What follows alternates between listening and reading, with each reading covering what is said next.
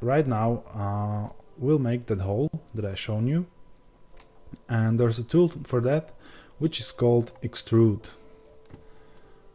Here you can see a lot of tools for the edit mode, which are for manipulating the geometry, and one of them is extrude region. So you can click and just extrude. I will go back, and I rather use the keyboard shortcut again, and the shortcut for extrusion is E.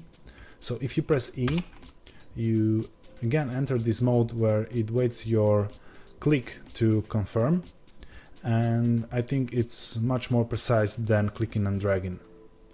Let's extrude to the inside a bit and confirm. And to make the scene more interesting, we can now select only these three faces and extrude them even more. Okay, and right now, if you look here, we have something similar.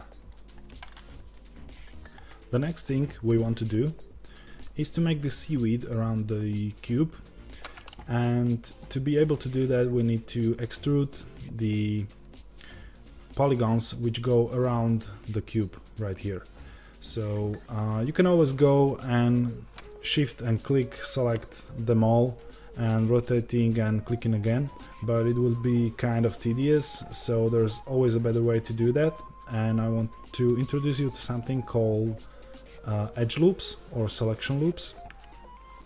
And if you hold Alt and click on some face, you will see I now selected a loop. Loop is basically set of connected faces that go around the object, but it doesn't only apply to the faces, it applies to the edges and vertices as well. So if I press 2 to select edges and I alt click edge right here, you can see I now selected the loop around the whole object.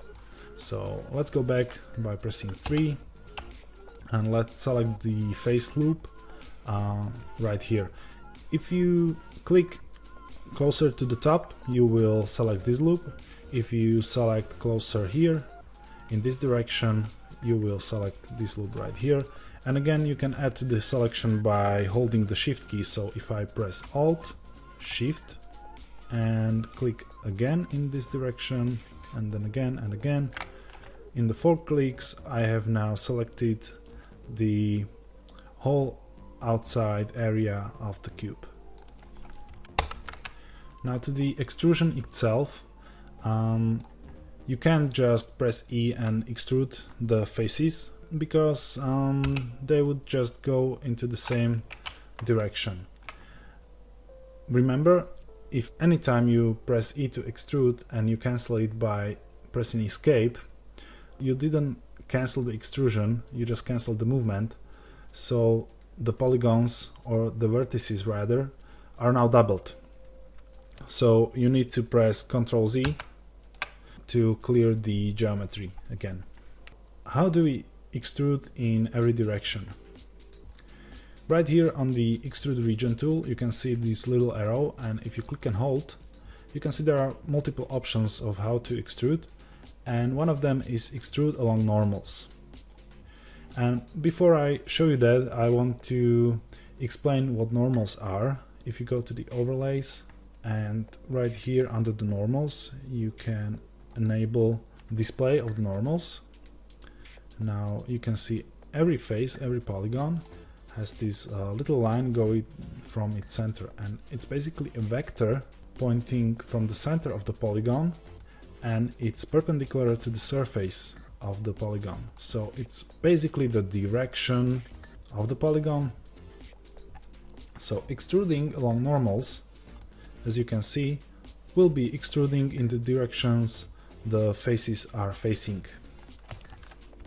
I can now deactivate normals, so we have a clean view, and let's press extrude along normals and drag the polygons out. Now you can see it's not evenly distributed, and here's why. If I go back, you can always extrude by using the E key, and if you want the alternative version of the tool, you can press Alt and E, and here are the same multiple options like in the toolbar. If I press along normals, I enter the extrusion mode, and the extrusion along normals is always this kind of spherical, and if you want to make it even, you press the S key and it makes it even. So let's extrude it like this. And right now the last thing to do is extrude it a bit upwards. So that's something you already know. You just hold Alt key,